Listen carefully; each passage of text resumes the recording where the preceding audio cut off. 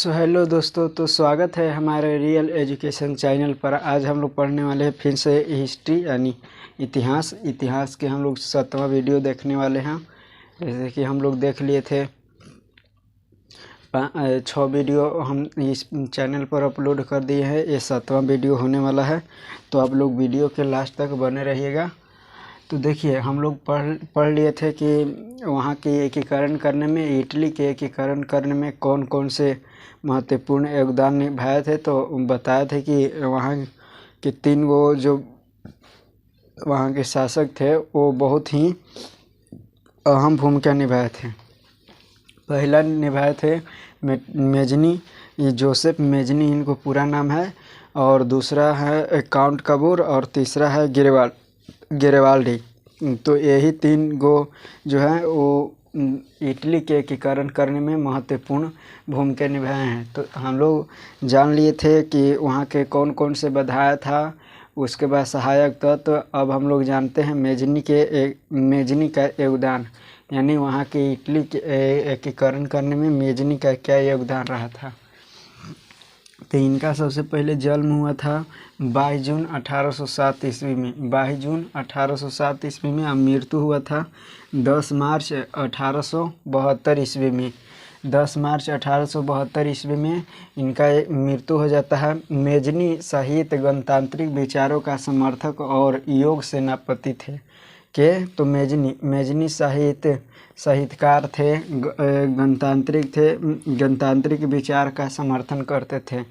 यानी उसके बाद दूसरा है कि मेजनी का संबंध कार्बोनरी नामक गुप्त दल से, एक इनका जो कहेगा कि कार्बोनरी दल गुप्त दल के संबंध किससे है, तो मेजनी से। या मेजनी किस दल का संस्थापक थे, तो कार्बोनरी दल।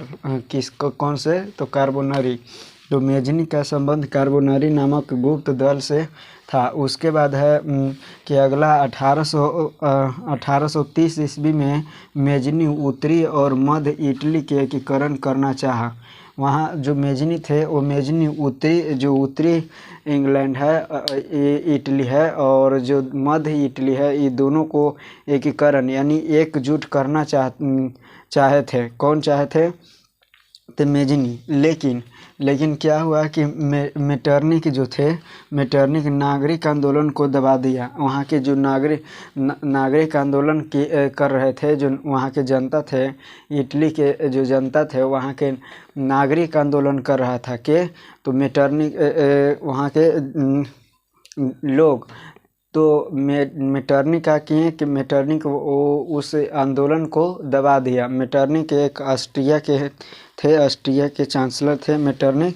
तो मेटरनिख क्या कर दिए, उसको जो आंदोलन चल रहा था, उस आंदोलन मेटरनिख ने नागरिक आंदोलन को क्या कर दिया, दबा दिया, जिसके कारण मेजनी को इटली से पलायन करना पड़ा।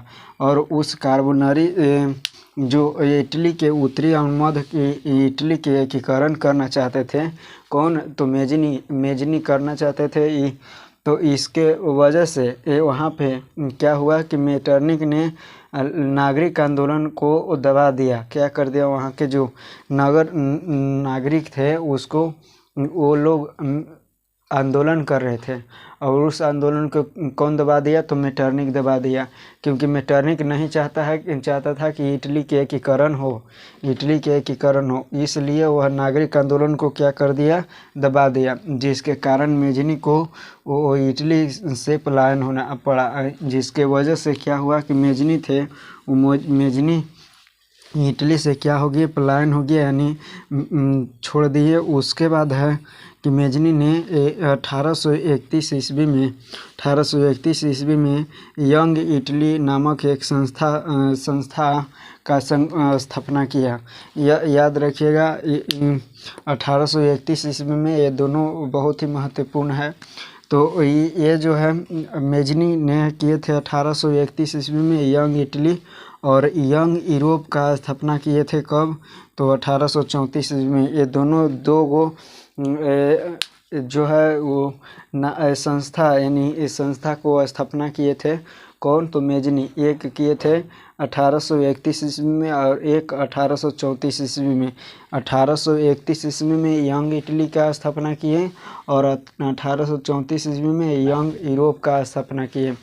उसके बाद है कि 1848 ईस्वी में मेजनी पुनः इटली आए और फिर क्या हुआ कि मेजनी जब वो भागे थे, नागरिक आंदोलन को दबा दिया था कौन? मेटरनिख। तो जिसके वजह से यहाँ से इटली से भाग गए थे कौन? मेजनी। लेकिन फिर पुनः क्या हुए कि 1848 में मेजनी पुनः इटली आए। और तनि सा देख लीजिए, जो मेजनी है, मेजनी इटली का एकीकरण कर गणराज्य बनाना चाहता था। जो मेजनी थे वो मेजनी इटली के एकीकरण करके गणराज्य बनाना चाहते थे, लेकिन सार्डिनिया पिडमाउंट का शासक चार्ल्स एडवर्ड ने अपने नेतृत्व में सभी प्रांतों को विजय करना चाहता था। मतलब कि उसको हड़पना चाहता था कौन? तो शासक जो थे चार्ल्स एडवर्ड अपने नेतृत्व में सभी प्रांतों को विजय यानी जीतना चाहता था। उसके बाद पोप इटली को धर्मराज बनाना चाहता था। जो इटली के जो पोप है वो पोप यहाँ पे लिखे भी हैं कि पोप जो हैं वो पोप इटली को क्या करना चाहता था? धर्मराज बनाना चाहता था। इस तरह विचार के टकराव के कारण इटली के एकीकरण का मार्ग में अवरोध हो गया और इसी के वजह से वहाँ पे क्या हुआ? इटली के एकीकरण में अवरोध उत्पन्न हुआ, यानी इटली के एकीकरण नहीं हुआ। उसके बाद क्या हुआ कि उसके बाद मेजनी पुनः पलायन कर गए और फिर उसको दोबारा फिर ये कोशिश असफल रहा और वहाँ से फिर इटली से भागे। तो उसके बाद फिर 1848 ईस्वी में जो मेजनी है वो पुनः इटली में आ गए। अब देखिए, हम लोग इतना देख लिए, फिर से हम लोग देख लेते हैं। तो देखिए, सबसे पहले मेजनी साहित्य गणतांत्रिक विचारों का समर्थन और योग सेनापति थे। उसके बाद है कि मेजनी का संबंध कार्बोनरी नामक दल से यानी गुप्त दल से था। उसके बाद 1830 ईस्वी में मेजनी उत्तरी और मध्य इटली का एकीकरण करना चाहा। कब? तो 1830 ईस्वी में। 1830 ईस्वी में वहाँ का चांसलर जो था कहाँ के? फ्रांस के, वो कौन था? तो वो था चार्ल्स 10वां, यानी चार्ल्स 10वां। तो याद रखिएगा, 1830 ईस्वी में मेजनी उत्तरी और मध्य इटली को एकीकरण करना चाहा, लेकिन मेटरनिख ने नागरिक आंदोलन को दबा दिया, जिसके कारण मेजनी को इटली से पलायन करना पड़ा। और मेजनी को फिर क्या हुआ कि इटली से पलायन करने पड़ा। मेजनी ने 1831 ईस्वी में यंग इटली की स्थापना किया और 1834 ईस्वी में यंग यूरोप की स्थापना किया।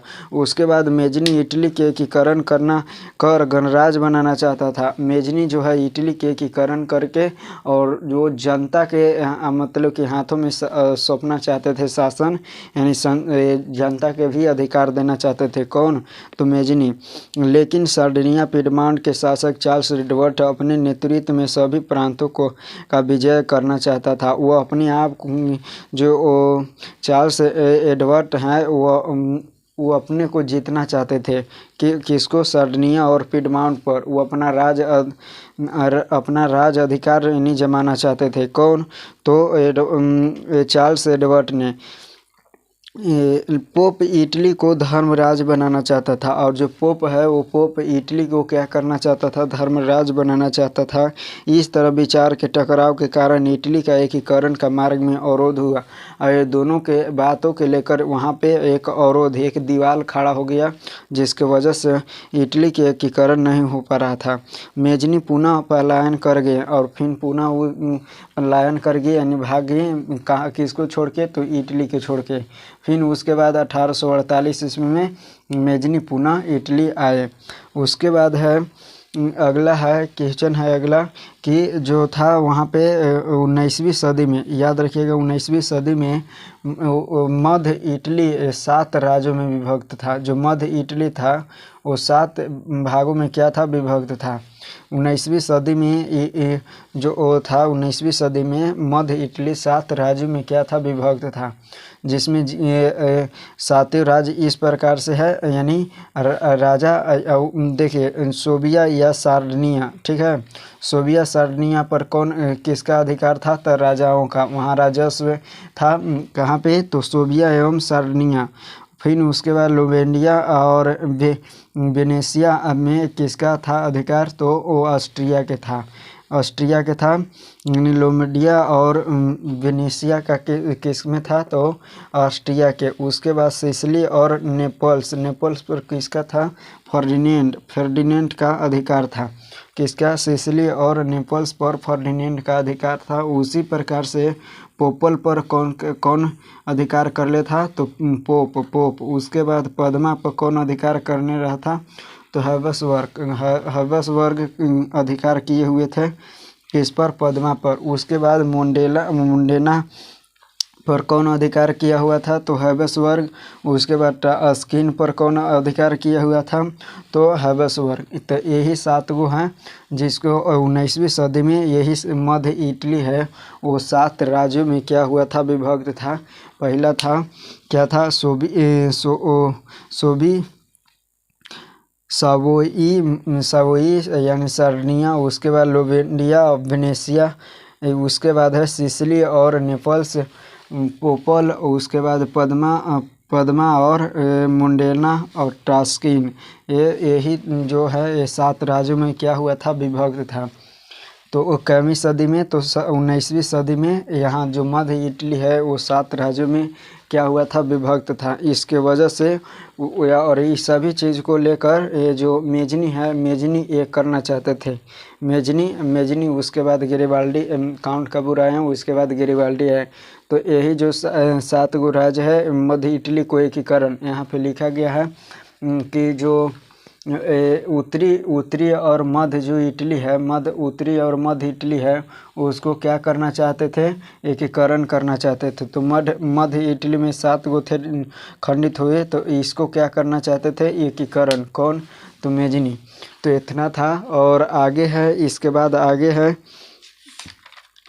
काउंट कबूर। इटली के एकीकरण में योगदान था, मेजनी था, काउंट कबूर था, गेरिबाल्डी था। उसके बाद अगला है कि काउंट कबूर का क्या योगदान रहा। तो देखिए काउंट कबूर सार्डिनिया और पिडमाउंट के शासक विक्टर एमेनुएल काउंट कबूर के प्रधानमंत्री बना दिया। जो सार्डिनिया और पिडमाउंट के शासक विक्टर एमेनुएल है उसको वो क्या कर दिए, वो कहाँ के शासक थे, तो सार्डिनिया और पिडमाउंट के। तो कहाँ कौन शासक थे, तो विक्टर एमेनुएल। तो वो क्या किए कि सबसे पहले काउंट कबूर को प्रधानमंत्री बना दिए के, तो विक्टर एमेनुएल। उसके बाद काउंट कबूर एक सफल कूटनीतिज्ञ मतलब कि अलग अलग नीति अपनाने वाला काउंट कबूर का एक सफल कूटनीतिज्ञ एवं राष्ट्रवादी थे। और काउंट कबूर इटली के एकीकरण में संबंध में बड़ी बाधा ऑस्ट्रिया को मानता था। कहेगा कि कौन सबसे बड़ी बाधा ऑस्ट्रिया के कौन मानते थे, तो काउंट कबूर मानते थे। ये मानते थे कि ये अगर जब तक हम ऑस्ट्रिया को जब तक हम नहीं हराएंगे, जब तक इटली के एकीकरण करना संभव नहीं हो सकता है। तो ये कौन मानते थे, काउंट कबूर। तो एक यही जो है एक चाल चले थे। कौन चाल चले थे, तो काउंट कबूर है, वो काउंट कबूर एक चाल क्या चले थे कि जो 1853-54 में जो फ्रांस है और ऑस्ट्रिया में दोनों को एक बात को लेकर क्या हुआ था, विवाद हो गया था और दोनों युद्ध हो गया था। तो अब युद्ध हुआ तो काउंट कबूर क्या कहिए कि उस युद्ध में, यानी उस युद्ध को क्या किया है, क्रीमिया का युद्ध कहेगा कि किसके बीच हुआ, तो फ्रांस और ऑस्ट्रिया के बीच, जिसमें इटली भी भाग लिया था। तो कौन भाग लिवाए थे, तो यही काउंट कबूर लिवाए थे। तो काउंट कबूर क्या किए कि जो अपना सेना भेजने लगे, किसके तरफ से, तो फ्रांस के तरफ से। किस लिए, उसको पराजित करने के लिए। तो क्रीमिया का युद्ध 1853 से 54 के क्रीमिया के युद्ध में ऑस्ट्रिया की हराने के लिए काउंट कबूर ने फ्रांस की तरफ से भाग लिया। जो काउंट कबूर है वो किसके तरफ से भाग लिए, तो फ्रांस के तरफ से। काउंट कबूर फ्रांस ने नेपोलियन तृतीय से एक कूटनीतिक संधि कर ऑस्ट्रिया को पराजित कर दिया।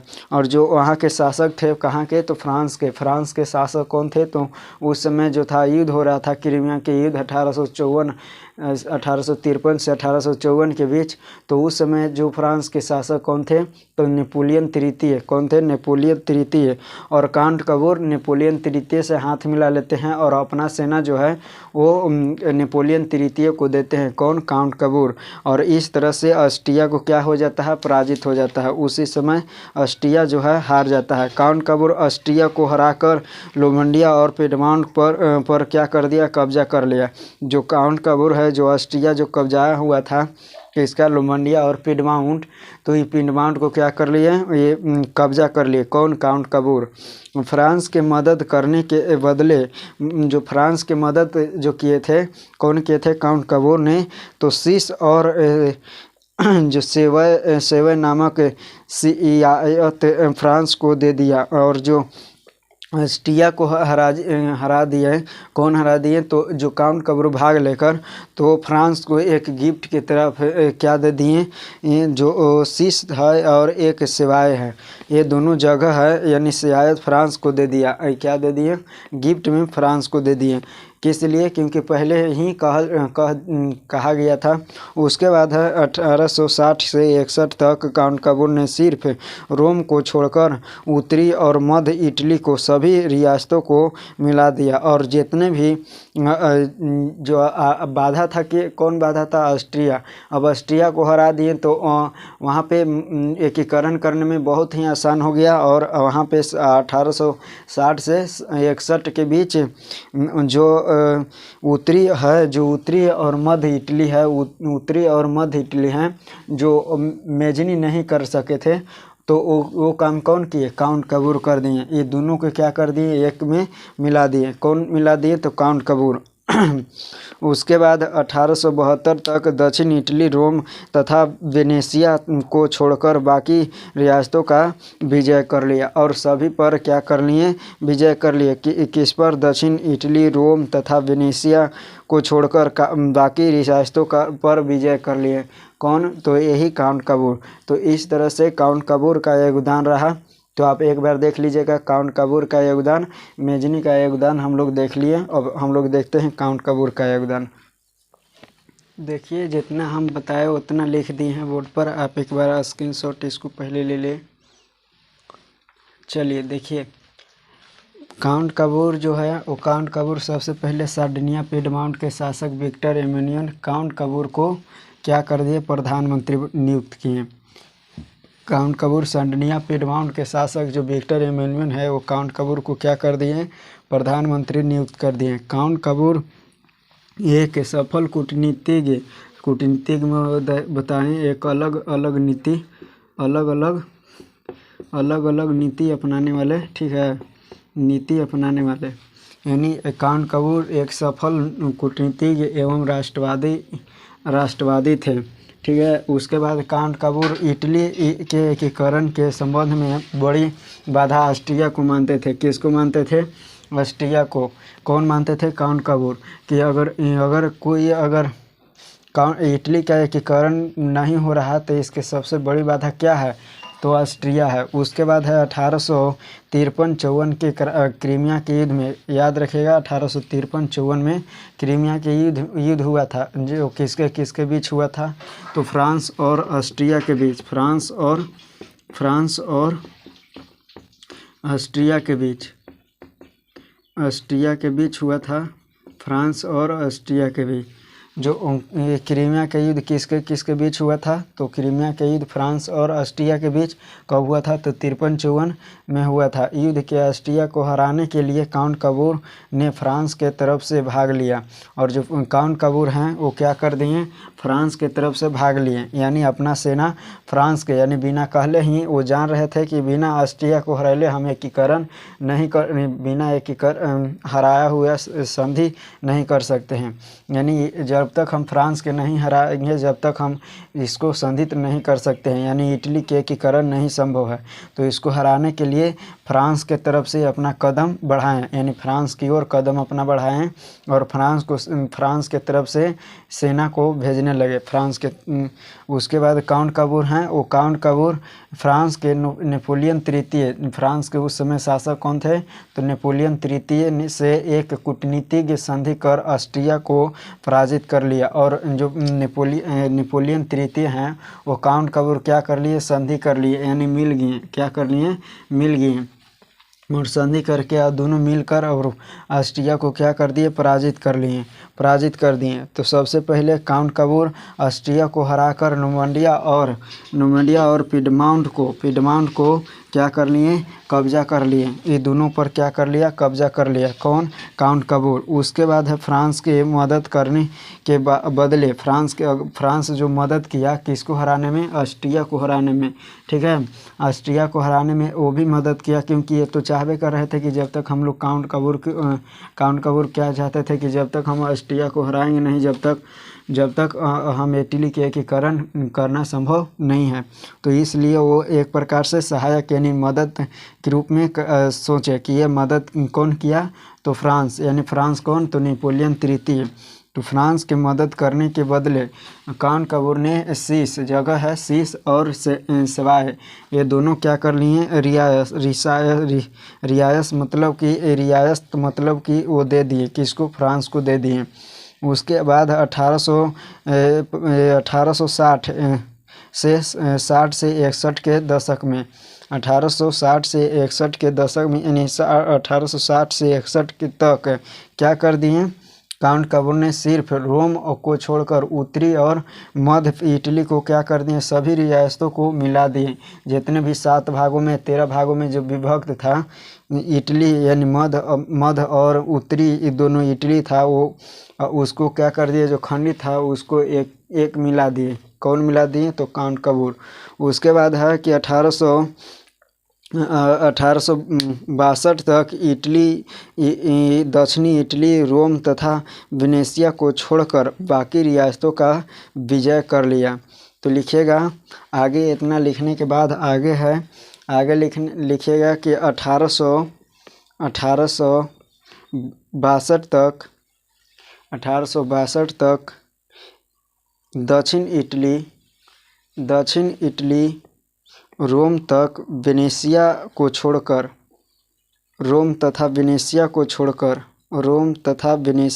छोड़कर बाकी रियासतों का विजय कर